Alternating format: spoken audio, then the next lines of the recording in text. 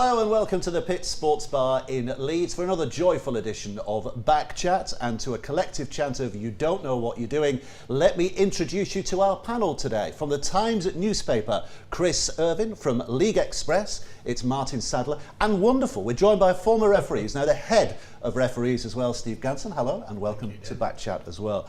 Right, first of all, the week that was, some interesting games, some interesting stories. Chris, we'll start with you. Leeds sacking Barry McDermott, even Brian McDermott. I think Barry McDermott's still okay. It's sacking Brian McDermott. Kevin Sinfield comes in. Doesn't make a lot of difference in terms of the first game. Where are you putting Leeds at the moment? Leeds are in a bit of a position now. They've got 3 games to go to get themselves out of the bottom 4. And you look at what's around them, Huddersfield and Catalans, they've really kind of come up. Hull KR have strung back-to-back wins, so the pressure is on Leeds, particularly for Friday's game against Wakefield. Look, Sinfield and Lowe's had two couple of training sessions to kind of get them in. They got rid of Brian McDermott and they came in. It's not easy, but I mean, after the game, obviously, Kevin Sinfield talked about there will be change. Small changes are necessary to create the big changes on the field that they deem necessary to get them out of the position. But at the moment, they are stuck in that bottom 4. It's going to be very difficult. The problem is, that you can't just come in and change everything and suddenly start getting good results. I mean, Steve McNamara has shown that in Catalans, hasn't he? It's taken him almost a year to get them playing in the way that he wants. So for Kevin and Jimmy Lowe's to come into Leeds and think that and suddenly turn things round, is fantasy stuff, really, as far as I can see. I mean, the thing about Leeds now is, of course, that even if they win their 3 remaining games, they're still relying on other clubs above them losing. They've got tough fixtures. You look at the fixture list for the other clubs around them, and we include Wakefield. We have to include Wakefield in that. But there's no guarantee they're going to win 3 games because, Steve, they've lost 8 on the bounce. Yeah. I mean, this is a crisis point, isn't it, for Leeds at the moment? Well, it's unlike Leeds. What I would say is, you still got to remember they're a championship winning side.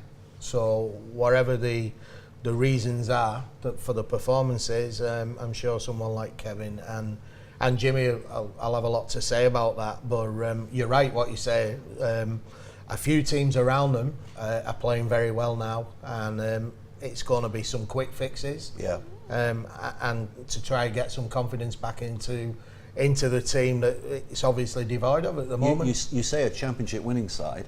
Theoretically, there could be a championship playing side next year. And it's hard to imagine. It is hard, but it's possible. Under the current system. One of the criticisms of the 8s that we've heard from the likes of Ian Lenigan is that it causes too much instability, that big clubs have this ability to be dropped, like Leeds could be dropped this year. It's not good for the game, is it, if Leeds get relegated? I don't think so, but if it happens in that sport. What's ironic about this is that Ian Lenigan's part of that clan that wants to get rid of the Super 8s, and Gary Hetherington is one of those who wants to preserve it. So that seems a bit strange. But look, if Leeds are in that bottom 4, who are they going to be facing? Well, Toronto for definite, because they won the Championship League leaders at the weekend. Looks like Toulouse. Could be Lee in there, and they know the business, and say Halifax.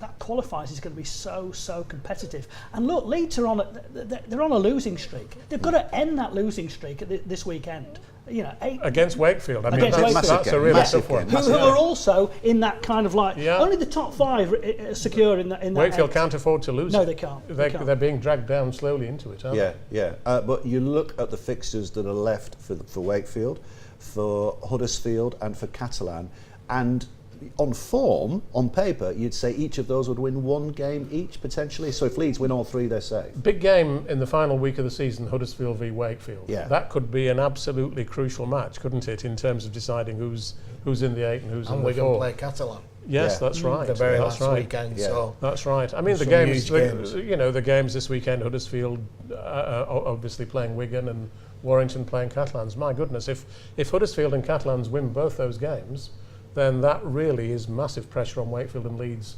on Friday night. So can you imagine a system, if we had any other system other than the 8s now, would it be causing as much excitement as we've got now? Is that a defence, Steve, of what we've got at the minute, the 2 12s and 3 8s? Well, we went down the road of licensing.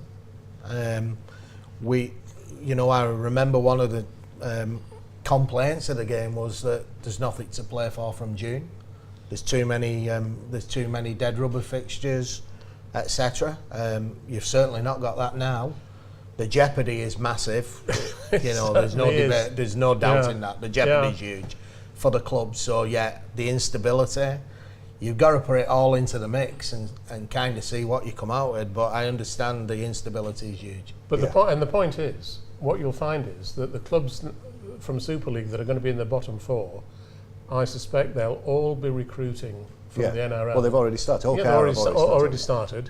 Yeah. And that, again, is going to lead to greater financial instability for those clubs. We haven't heard anything about Leeds recruiting players, have we?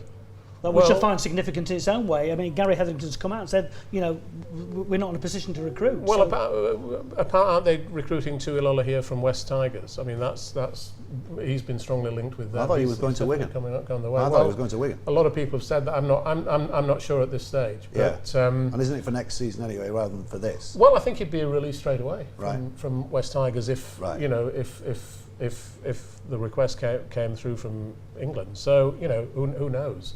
We're a bit in the dark in that sense. But I still think this system. There's no doubt that it's tremendously exciting, and not just in the Super League. It's really exciting in the Championship. 6 teams battling Martyn, for those 4 places there. The way it stands, it might not be here next year. We're no, back to some form of licensing. We just don't know. Or we don't know. And at this stage of the season, we do not know what's going on for 2019.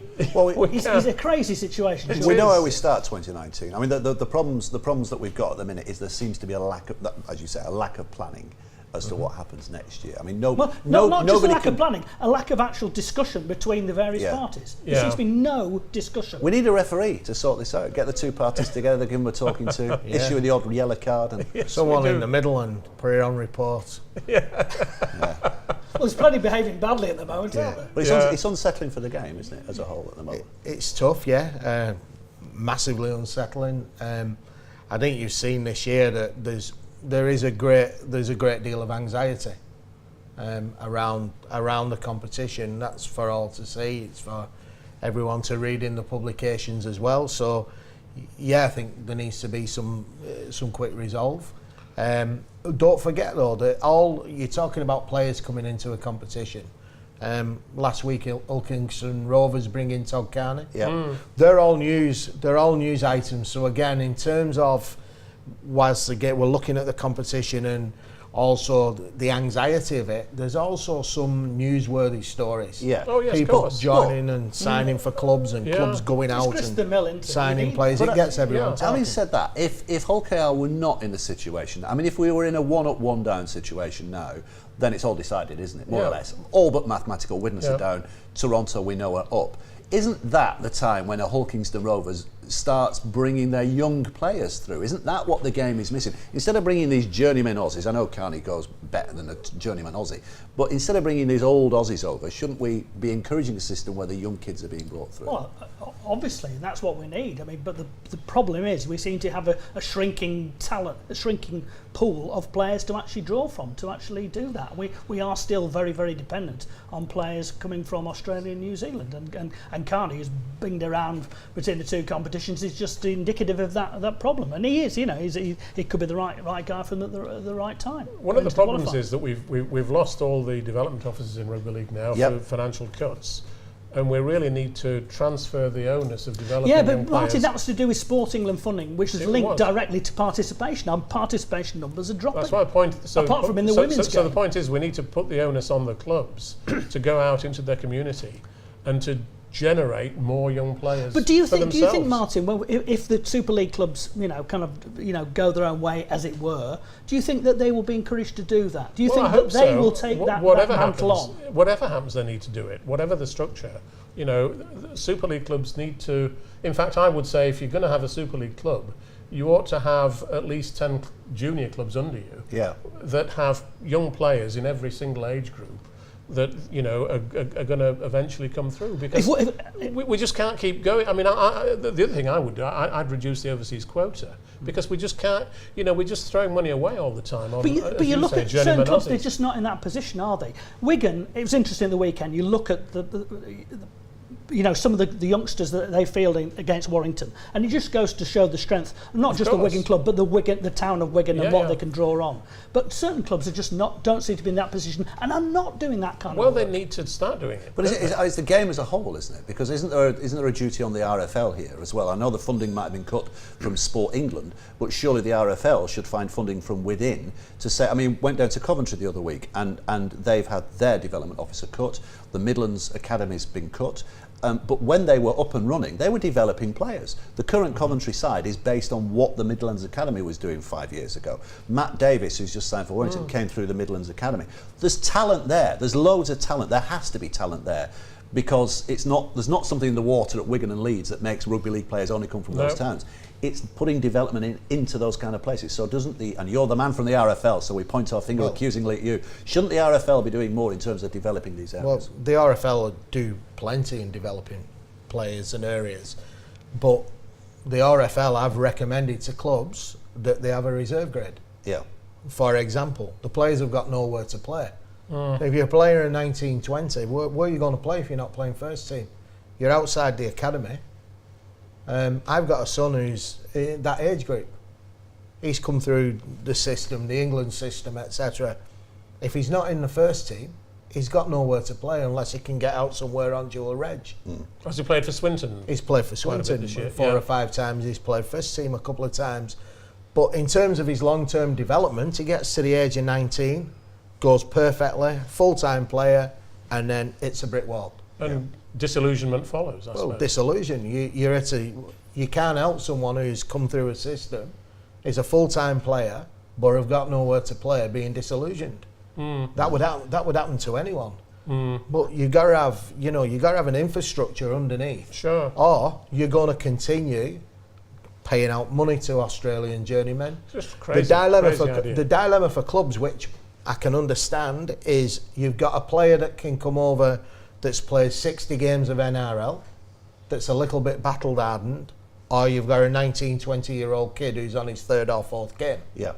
And the jeopardy is so big that the clubs feel we're a little bit more comfortable with a 60-game NRL player than the 19-year-old. Yeah. But underneath that, you talk about clubs who develop. There's certain clubs who don't develop. Now they may wait for the bigger clubs to take off some of the ones the players at the big clubs who are developing can't all get in that team. So do they take from? Well, we all know they do. Well, at one time we used to have a document called Framing the Future, which set out the criteria that clubs had to. In fact, that's it. Follow. Steve's great. Yeah, I've got it. that they had to follow. And as I say, as part of that, there's got to be something included in those requirements of clubs that make them go out and develop young players themselves. We can't have a situation, I don't think, where some clubs simply don't. But Martyn, we've got it's called short-termism, and that's been the problem for rugby league. But clubs are hanging on. The reason for the short-termism is clubs are hanging on. I mean, Salford is cited as a club and the that doesn't have an system academy, as exciting as it is that level of jeopardy is kind of going against the clubs, isn't it? But it's interesting that the clubs who do develop. You look at St Helens now. Look at the youngsters they brought in. Look how they're coming on. But there are certain clubs who are just lagging behind that kind of development. I mean, Wigan in the past and Leeds certainly, that generation that took them to Wigan now. Young Josh Woods puts a amazing, drop goal, fantastic, and it's a vindication. George Williams is an and example. People like Ryan Sutton who've now gone and got themselves an NRL contract, so they're doing the right thing. It's interesting though. When you talk about teams being particularly maybe in the bottom 4 positions, etc., who's saying, well, I haven't got any players, we're right down on numbers, we're to the bare bones, but then you look beyond that first team and there's nothing underneath it. So is that really a shock? No, it's not. What Steve said, what you're saying, Steve, here is that you get into the 20 year and they're being wasted to the sport. We cannot. This is a small sport struggling to survive, and we are chucking away talent because we're not running reserve. Let me give you one example as well of that, because Warrington have just announced they've signed Blake Austin for next year from Canberra. Who's English? Yeah, but they've got Dec Patton. Who? What's going to happen to him now? Is he going to just have to kick his kick his feet on the sidelines. Well, he'll still be involved, won't he? Because Yeah, but- you're presuming Tyrone Roberts is going home. Well, Tyrone Roberts is going home, isn't he? So Austin comes in and... Yes. But you've got to put, But he's you're right, coming in as Martyn, you've got to replacement put for Roberts. faith. A lot of faith was put by Sean Wayne in George Williams. At times when George Williams was getting a lot of criticism, he Yeah. stuck with him. And look at the reward. Look at the player that Williams Sure. is now. You know, and that's what you need to do. Is coaches having faith in what we've got. Of course. But if we always look to Australia, if we chuck away a But generation of players, that gets us back to that point. Is the current system weighted in favour of so much jeopardy that clubs will always go for, as you say, the 60-game NRL player? But let's go back for 10 or 15 years. Whether there was jeopardy or licensing, clubs still bought They did. second-rate Australian players. in greater numbers than they do now. That didn't even change then. We've talked about that every team on the substitute rule should have one player under the age of 20, etc. We can go back to licensing, and you could write a list of players. Yeah, I'm going to have to stop you there because we're right out of time in this first half. So Ganson, go and stand over there for 5 minutes and cool down. And we'll be back in just a few moments' time when we'll pick up this topic again in part 2 of Back Chat.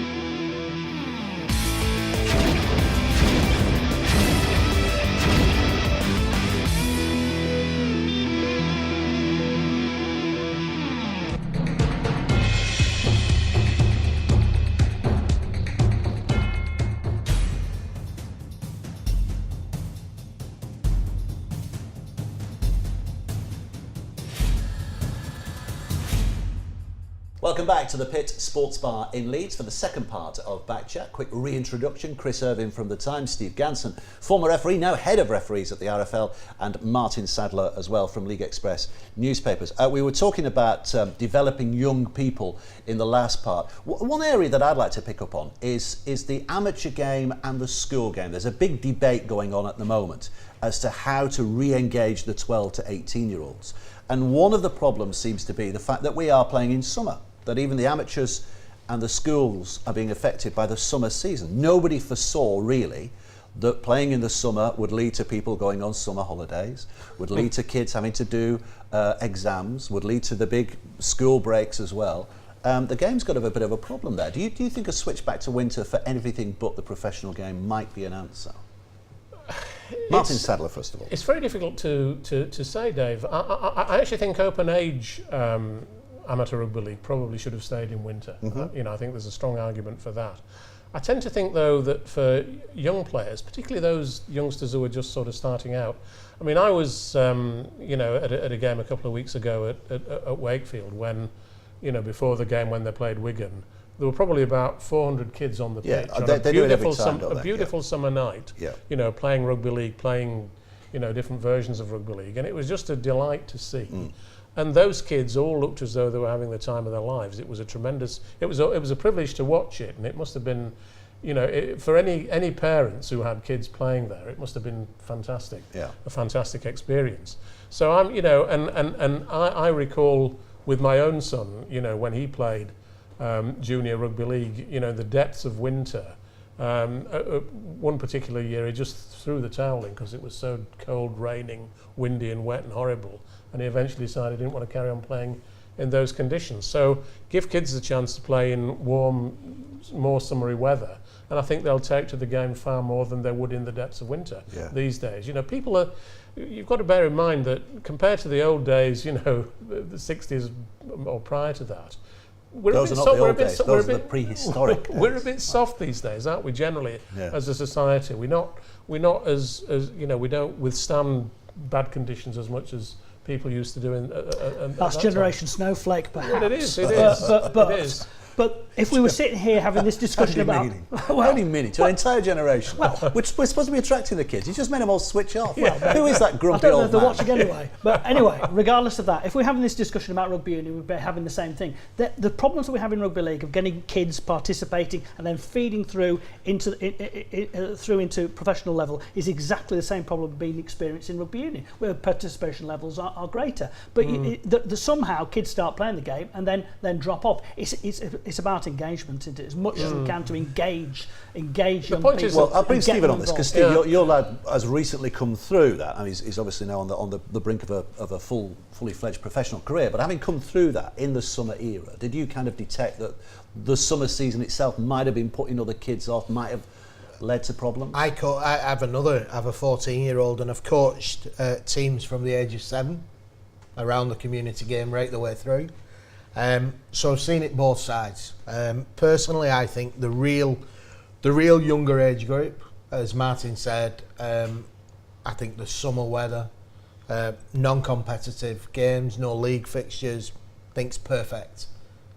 Maybe we have to look at the offering, the competition structure, maybe in closer blocks.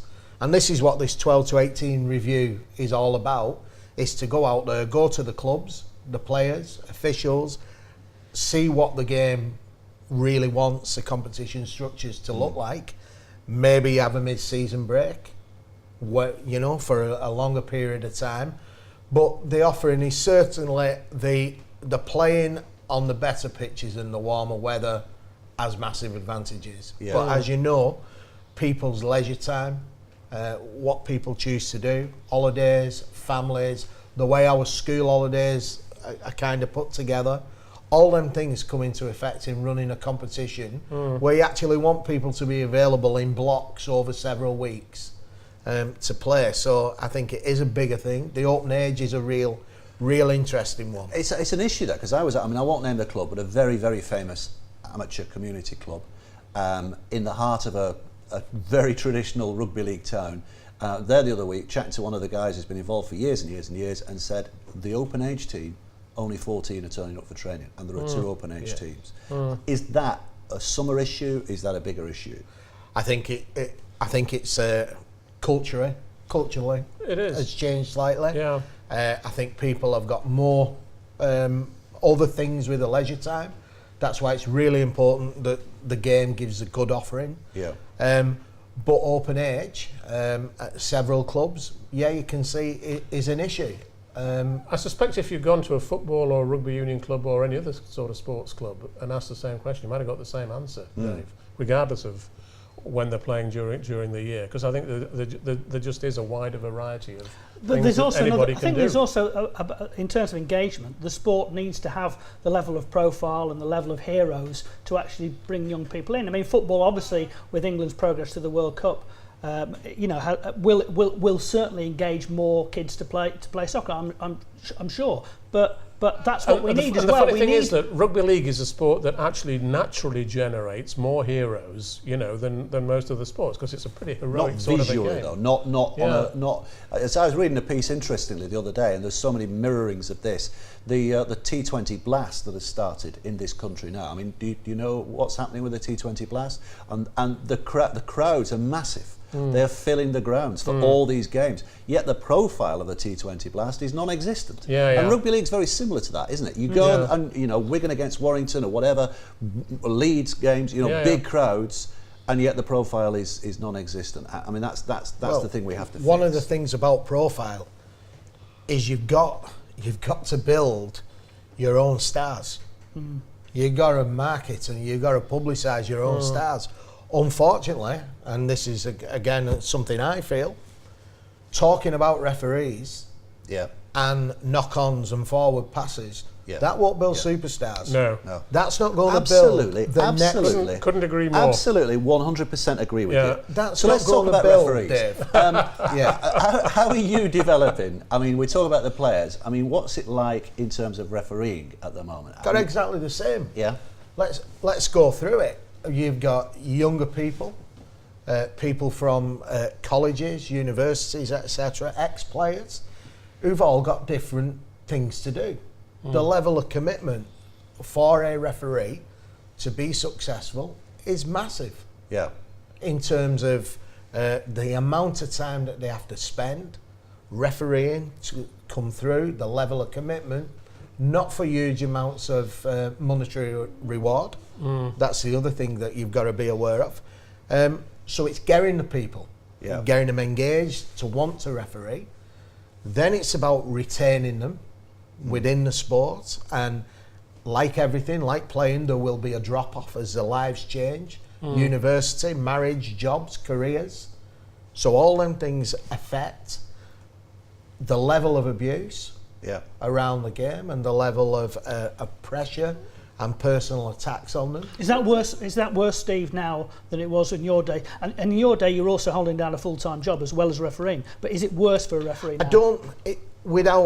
I don't think it's any worse, Chris. I think it's more visual. I was going to say, in your day, it would have been phone-ins to local radio, wouldn't it? Phone-ins to local radio. Twitter now it's Twitter and Facebook, and social media is huge. But what about at the grounds, Steve? The grounds have always been what the grounds are. I don't think it's particularly any worse at the grounds than it was 10, 15 years ago. In some cases, it's better in certain environments, because people have really... certain clubs and certain stadia have come to recognise that type of behaviour actually puts people off watching. Well, it does. I mean, let me just put a point to you that, you know, we've driven racism largely out of the game among spectators. We've driven homophobia out of the game among spectators. Shouldn't we be doing the same thing in relation to vile abuse of referees? You know, I think we ought to have a campaign to...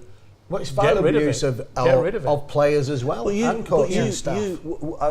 To play devil's advocate here, you were the kind of character who seemed to enjoy a little bit of, not banter with the crowd, but the fact that they were having a go, you know? And surely there's room for that. Surely a fan has the right to have a bit of a go at the referee. What you've got to be careful of not using foul language. Not being violent abuse. Is I sit ahead of this, and I've got to look at, again, offering for a lot of people at different levels and different abilities. Personally, if you ask me, it didn't massively affect me. But because it didn't affect Steve Ganson as an individual doesn't actually mean that I can just afford to be blasé about it and pretend, well, because I personally could handle that everybody else can. Because some people can't. Some people find it distressing. Some people find it lonely. Some people, you know, look, we're never going to take away some of the, the banter, the chanting, the feelings of supporting your team. But when people are being homophobically abused, threatened, followed to the vehicles, really, they're having beer thrown all over them. That's pathetic. Well, having a car run at a referee at a community game to try and knock him over. When you have them type of things, and you say, well, how do we keep people engaged within the sport? And this is at a community match. One of them. It's very difficult to say to that person, please go out, put yourself in front of that next week, and referee again. When you have people that go, impossible, when you have people that go in front of the press, and there's been one incident in a game, and the team's played badly, and all they do is deliberately turn the whole focus onto the poor referee. That shows mental weakness on the part of coaches. It would be great, wouldn't it, if we had a press conference where a referee turned up and said, I thought that bloody centre today was rubbish. You know, if he'd have been able to pass the ball, they might have scored the try. But on a serious note, do you think referees should be open to scrutiny after matches? If a coach comes out and says that happened, and that was rubbish, should we be hearing from the referee as well? I think the RFL policy at the moment, correct me if I'm wrong, Steve, is that if a referee makes mistakes or whatever, there's a no, don't comment. There's no comment made on that, and I think that maintains neutrality. I think that's very, very important. I think neutrality is really, really important in this, because I think, you know, and I know other people disagree, I think we're particularly well served by some of the referees we have and do a difficult job down well. They're fitter, they're more physically capable than they've ever been because of the level of training as well. And that needs to be respected. And it's the word respect that seems to have been lost in our game And that's what I really fear. In my opinion, Chris, anybody who says that referees today are not as good as they used to be 20 or 30 years ago is just living in a dream. Well, world, everybody. really. I mean, when we were talking about Billy Thompson, we were saying Billy Thompson and Fred Lindott weren't as good as Eric Wall. And, it goes, exactly. Eric Clay, rather. It goes back and back. Of course. How many referees are there at the minute? How many full-time referees? We've got 8 full-time referees. 8, which is not enough. It's not enough. No. We need more investment. The sport needs more investment in referees. If you had that more investment and more referees, would you ideally go to 2 referees? Like no, I'm not sure we would. Right, there's Russell Smith over there, and obviously you know Russell very well. Russell's an absolute advocate. He's involved with the training of the referees, I think, at the moment, the coaching of the referees, and says that the analysis they get back from it, the amount of stuff they pick up, there's absolutely no way they go back to a single referee because the 2 referees work so well. But you wouldn't say. I've worked with Russell in the NRL. Actually, one thing I've done is for the last 2 years, I've spent time out working with the NRL. I have a very good relationship with Tony Archer, who's a referees director over there. One of the things we've not done in the RFL is sit back and think everything we have is perfect. So I've gone out there and spent time with the NRL. I've looked at all their structures that they have for reviewing, analysis. We've incorporated all of them into the Rugby League in terms of 10 metres, ruck speeds. Yeah. The one thing about 2 referees, when the NRL started with 2 referees, it was a 50-50 split. Yeah. Both referees. Now, if you ask the NRL to tell you what the split is, they would tell you it's 88% one referee. Right. Right. Now, you don't know, that tells me that the 2 referees hasn't worked to the level that they would say it has, because you're back to one referee controlling 88% of the game. Now, what they do very well is having someone in behind the ruck. They'll call it the second referee, and I think it tidies up the leg pulls, the hand on the ball. It can get them type of things right. Whether you want to call that 2 referees, I'd be more tempted to say, would we be interested in having a roving touch judge, someone who comes in field and follows the play? Absolutely. Yeah. Would we call it 2 referees? I'm not sure. Yeah. And the fact is that whatever we say about the Australian system, it still gets massive criticism. You know, and they still make mistakes. The bunker looks. You might have thought that the bunker was going to lead to mistake-free decisions, but it hasn't. And it's still, you still get some explosive arguments, don't you, about some of the decisions it makes. I was very fortunate to go and spend some time at the PGMOL with the professional match officials. In football, it was great to hear the Premier League referees, but one of the things that came up, VAR, you've seen the controversy with it. Once you have video analysis, no matter what it is, you will get an element of conjecture. You will always come back down to one man's opinion of something that's different, and you will not rid the game of controversy. Anyone that thinks they will, are kidding themselves. We're going to have to leave it there again. Hold your horses, because while we've been recording this, just got news through that Leeds have signed Tui Lolohea on a 3-year contract starting next year. I think you were predicting it a little bit earlier. You got the scoop there, Martyn. So how big a signing do you think that is for Leeds? Not for this year, for next year. You might be playing in the Championship, you never know. Well, it's a big signing for them, but they're saying it's for next year. I'd be very surprised if Leeds do find themselves in the qualifiers. I'd be amazed if Lolohea didn't turn up before next year. Just briefly, how good a player? Good player, good signing. Sinfield era starts with a bang in that respect. Outstanding. He could have the Ben Barber effect. He is a great player, great signing for Leeds. Well, we just got that through, so that's good to catch up with that. We're back with another part of Back Chat in just a few minutes' time.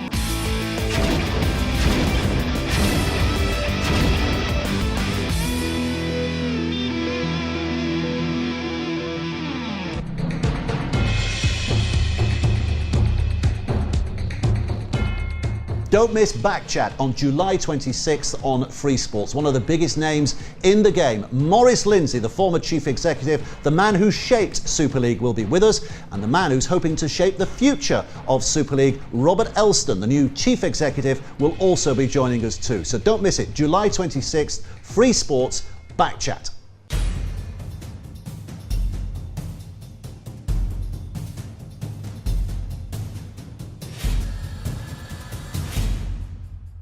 Hello, welcome back to part 3 of Backchat from the Pit Sports Bar in Leeds. And to readdress our panel, Chris Irvine from The Times, Steve Ganson, head of referees at the RFL, and Martyn Sadler from League Express. Here's a game we love to play every now and again. Coach of the Year. Who's your Coach of the Year so far? If you had to pick right now, right here, right now, who would be your Coach of the Year? And here's a clue, you can't have Brian McDermott. Can we have Justin Holbrook? You can have Justin Holbrook. Well, I mean, he looks like the one, doesn't he, at the moment? Although, maybe Steve McNamara's coming up on the rails. Yeah. Who knows? But Holbrook for me, I would say. At this stage, Holbrook. Yeah. Good point, Martyn, because there's a semi-final of the Challenge Cup Exactly, coming up. And do you remember when Catalans went and played Wigan in 2007 and said, oh, they can't win that game, and they did. Stacey Jones. Yeah. Stacey Jones, what a fantastic, came back from the sin bin, won them the game. Yeah. Brilliant. Yeah. So at this stage for me, Holbrook, Sean Wayne, before he goes to the Scottish Rugby Union. What about Steve Price? I'd say Price. Yeah. I think, you know, you look, let's not forget Warrington were in the dreaded middle eights last year. And they started badly, actually, this year, didn't they? They didn't start brilliant for the first 3 or 4 games, but then they've just taken off. Yeah. so it was a new coach. His team's through to semi-final, But the third in the league. The problem is, when they come up against Wigan and Saints and the other, the top teams, they're not quite managing to pull it off. I thought, Warrington? last week's They game smashed Wigan in the quarter in the cup, but not in If Rashford had got that goal, That was probably the conversion they were won, wouldn't they? best performance they've had. Don't forget you Yeah. can win the grand final from 4th. Yeah. They could do. They could do. That's been proven. Yeah. But we're not into the meat and What about drink. Daryl Powell? Because I think Cass are going under the radar this year, which I think suits Which Cass. will suit them absolutely fine. terrific. Suit them absolutely fine. They've had injury problems this year. Yeah. And full-back yet- problems and I all mean, kinds Luke of Gale, no Luke Gale for quite a big chunk. Well, and yet there they are. Hey, Yeah, look, but again, honourable- there's Wow. another example. You mentioned young Josh Woods before. Truman. Yeah. Who wouldn't have got a run if Gale hadn't been injured. Gale, he's Yeah. come in, he's had a run at fullback, he's had a run in the halves, and he's done very, very well. Yeah. Yeah. He's done great. Yeah. A lot of You know, people now saying he's a you future could- international. Well, you could turn around and say, well, let's bring someone from the Brisbane competition. But Truman's there, they've given him an opportunity. Yeah. And Lomax with Danny And what was Richardson as I was going interesting- to say Danny Richardson. Sorry, If hold on. you've moved us on nicely to young player of Yeah. the year, you know? What was interesting in There's that some game real between talent. Leeds and Castleford at the weekend was that Truman played and had played a decisive role in that Cast victory. But on the other side, you'd got young Jordan Lilly, who Sinfield had brought back into the side after Lilly had been ignored by McDermott effectively. That's part of the problem, isn't it? And Lilly Lilly found it hard to perform because he's just not had the opportunities at Leeds. You know, and I thought that was a significant difference. Been wasn't it? out again. He's, You know. you look at young Jordan Lilly, who we said didn't manage to perform as well as Truman. But if you have a look, Jordan Lilly's been out on dual reg. He's been to Featherstone. He's been to Bradford Bulls. He's played quite a bit of football on dual reg. The question is, has his career been pushed in the right direction going on dual reg in comparison to have been kept at Leeds if it would have been possible In an 80. under an 80? Yeah. Under the Leeds coaching staff, under their direction. That's one of the big debates around the sport. Yeah. Yeah. Well, I would say his career's been damaged by what's happened to him, because I don't think, obviously, if a player goes out on loan or on dual registration, there's no way that the coaching staff at his parent club can actually keep a do keep complete Pickford tabs. much harm in terms of the England football goalkeeper. It's been around. It's not necessarily Well, the problem. I mean, other players have gone on dual reg and thrived. Yeah. But I agree with you. It's are you going to retain faith? Go back to what I said earlier about Sean Wayne and George Williams. Sure. I mean, Truman seems to have got obviously had a fantastic game on Sunday. It's Football's having faith. different though. It is. Yeah. Football's different. If you have a look, these young players go out into full-time environments at a club for maybe a 12-month season. They don't go week by week and turn up to the captain's run and then play. Yeah. They actually go away to another club full time with a different coach and leave Chelsea or wherever, and that is about, I think that is beneficial. I know certain Premier League clubs send the players to Germany and Holland, etc. Great. Yeah. But they wouldn't say, well, Jordan Pickford, this week you're playing for Stoke, next week you're playing for Charlton, and the week after you're playing for West Ham. Yeah. But the weakness is exposed by the lack of 18 rugby. That's what we're suffering continuously. Go back to that thing. One player doesn't have to worry about anything as far as that's concerned. And I was working with Danny Kerman this week, and we were talking. I said, "Who's the Super League player's Super League player? You know, not your Benny Barbers, because you know, but if you had to pick a Super League player as a real shining example of the craft and the hard work that you do," and he immediately said, no hesitation, Benny Westwood. 500 games this week. What a great character. How richer has Super League been because of his presence? I think he's the only surviving player to play before the millennium. I mean, he made his Wakefield debut. Jones? Well, maybe. But 1999 he made his Wakefield debut, you know, and he's been a tremendous service for Wakefield, and for Warrington he's just been a complete tower of strength. And you looked at him in the first game against Leeds, and he didn't have that good a game, and everyone goes, "Oh, is Ben Westwood gone here?" Far from it. He's having a storming season. This season he's played in every single Warrington game. Yeah. Every single game, and he's played for 80 minutes in quite a lot of them. You know, it's quite remarkable. I mean, he's in the final year of his contract. He was sort of given a contract almost grudgingly, I thought, by Warrington this year. He's the oldest player in Super League, of course. But when you saw him against Wigan, you know, last week, he could carry on playing for another season, I would have thought, quite easily. I can certainly imagine that. You know, if not for Warrington, for somebody else. You know, I don't think there's any doubt about it. And what a good weekend it was for some of the oldest, because Danny Maguire, who I think is possibly the, you know, right up there among the top 10 oldest players in Super League. Third oldest probably. Or something. He scored a hat-trick for Hull Kingston Rovers, and Leeds fans must have been looking at that. Yeah, maybe we should go on loan to Leeds. Absolutely. And then Danny Brough, of course, came back for Huddersfield, and I thought had a great game for them in their win over Hull. Yeah, you know, and Sean O'Loughlin didn't play at the weekend, but you know, this year he's proving that. Of course. I mean, he's still as good as he ever was.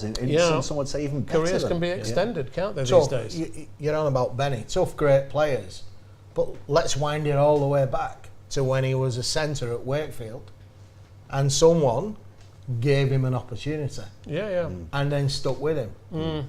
And then he did 2 or 3 good years at Wakefield, and then he's on to Warrington, and the rest is history. But we'll go right back to the very beginning.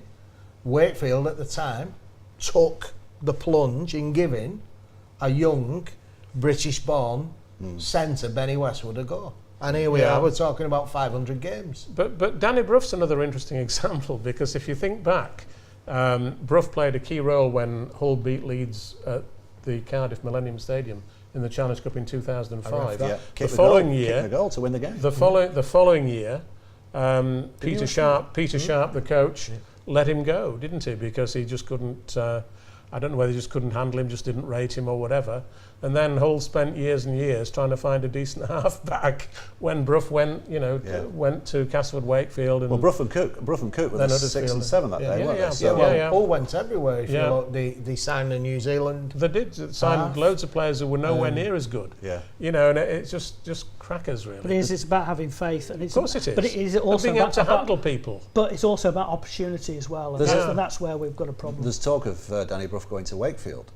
On a back 2 year back to Wakefield, which might put a little down on Liam Finn's career, but he's another one who's, you know, just absolutely fantastic at the back end of his career. Fantastic. Discarded by Featherstone. But fantastic service. If there was such a thing as a PhD in playing rugby league, Liam Finn would have it, wouldn't he? Because he's just a very smart, very smart. That try he created for Tom Johnston against the Catalans on great bit Saturday, of thinking, wasn't it? Absolutely genius. I mean, that try should be played time and time again as just an illustration of what creative play can lead to. Just tremendous, I thought. A lot of people around him reckon he's a coach, a super league Oh, coach. I'm sure he is. Absolute make it. Yeah. Liam Finn. Right, top 4. It's not nailed on yet, but Hull are just at the moment. So if we say the 4 of the 4, who's going to win it this year, fellas? Who's going to win it? We've only got 3 rounds of the regular season to go. Then we're into the 8s. Chris Irvine's looking like, I don't know, are you going to sleep there, Chris? Well, I think I'm awake, Dave, but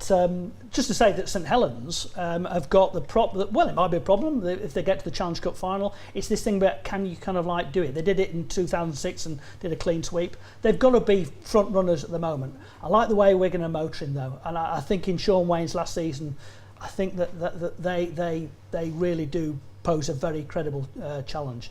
It's difficult to say at this moment. I think it's the dynamic of the cup, and Warrington are involved that, St Helens are involved that. Maybe the clubs who aren't, the Wigans and the Hull, they're a little bit on the outside. Maybe that will do them good. We've already said that Castleford are flying under the radar a bit. You can forget Cass. I know. Well, that's good. For Castleford, that's good. Yeah. You know, they just don't underestimate Castleford because I just wonder about Luke Gale when he's going to be back playing for them, whether he's going to be back, in time for them to make a run to the. I'm sure he will. Final. You got Truman. Yeah. He's got a couple of haircuts away. He's got a couple of haircuts to get through Luke Gale before he plays again, I think. Exactly, yes. But I mean, what that is a really exciting aspect. I mean, forget the 8s and the relegation, all the rest of it. What is a really exciting aspect of the competition this year is that you have, if Hull don't quite make it, the 4 that are in there, you can make a case for any one of those 4 to win the competition. Any one of between 1 and 7, I say at the moment, you could make a case for. You look at 7th spot. If that team got their act together, now they're capable of making the 4 because everybody can beat. That's been proven this year. Teams have, from 1 down to 4 are capable of beating each other. I think it's very difficult for anybody beyond Hull, but Hull are only 4 points behind the 4 at the moment. And they're not in the cup this year. They haven't got the distraction there are of 10 the games cup. to play. So and they're a little bit off. I mean, against Huddersfield, they were off form, and then I know it's easy to get it back again, isn't it? It comes and goes. I think but at this snapshot moment, it's been proven it's very difficult to go to Wembley and perform and win a grand final 3 or 4 weeks later. I think that's been proven. So it will be interesting because you've got a couple of the top sides are going to be there and thereabouts around Wembley. Obviously, I think it's difficult. It'll And be Saints, really Saints haven't been interesting. there for 10 years as that's well. the emotional side of it, isn't it? Yeah, If yeah. Saints win that, they feel like it's a bit like when Hull did it first time. I know it was a different historical thing, but Hull got the monkey off the back, and that was their season. And Warrington, Yeah. and Warrington too. Yeah, Warrington and too. you think if Saints won at Wembley, is there a danger of thinking that's our season? I suspect not with Justin Holbrook in charge. I suspect not. But what's really nice about the way the season's bubbling, is you look at teams, and Castleford are one of those that say flying under the radar. They're going to be, strongly fancied to do well. They'll back themselves. And Cass as well, I'm sure will have learnt a lot from last year. Yeah. I think the way it finished for him, having been the form team all year, and the way they played the last couple of weeks, and the final and everything that went the around Hardacre thing that. blew them off course, didn't Yeah. it? I think Castle have learnt a lot. Yeah. Sometimes people say you've got to go and lose one to win one. Yeah, I remember talking to interesting. Darryl Powell before the season started, and he talked about that kind of management of the occasion as well. And he felt that the 2 occasions they've got to finals, both at Wembley and Old Trafford, that they didn't manage the occasion well, and maybe third time if they get there, they will do. Well, he will have learned a lot from both, Yeah. won't he? They've got so many players to come back as well. Castle got so many players to come back. Yeah. And we talk about Gale, but McMeekin and I can't think of any others, but there are players. But they that are we all know. inconsistent. They are inconsistent, though, Cass, aren't they? I mean, they went over to Catalans and got beaten pretty comfortably, and played a fairly disappointing game. So they're not consistent week to week. They then obviously played really well against Leeds, but it's going to be a case of can they hit form just in a couple of weeks in a row once the semi-finals come round, because they're definitely going to be in the top 4. I don't think there's much For the doubt middle about 8, that. so Martyn, we're talking the travel. It's very, very difficult for a team going down to France with everything that's with it. The heat. You have a look, there's not many teams once it gets this time of the year who go down to Perpignan and really perform. It's tough. They do it every other week coming down here, but then you put in the middle 8s, you're going to have Toronto in there. to lose in there. London. There's going to be a fair bit of travelling. All that's going to take it out of squads. It's going to make it hard. What would you think, by the way, if Toronto and Toulouse both got promoted and a couple of English clubs went down? We've got 40 seconds left of the programme and you've just introduced an entire programme on its own. Absolutely. Well, maybe we'll pick that up. Pick that up next time. Yeah, absolutely. Okay. But that's as far as we go for this week's Rugby League Back Chat. Thank you very much for joining us. Thanks very much to Chris Irvine and to Martyn Sadler, two of our regulars, and Steve as well. Hope you've enjoyed it. Not too much abuse today. It's nice being a referee sitting in the hot seat and nobody's abusing you. That comes after the cameras have switched off. So we're looking forward to that. Join us again for Back Chat. Don't forget that special Back Chat in a couple of weeks' time when we're joined by the architect of Super League, Maurice Lindsay, and the new fella in charge, Robert Elston. We look forward to that, but we're back here again next week as well. Until then, goodbye.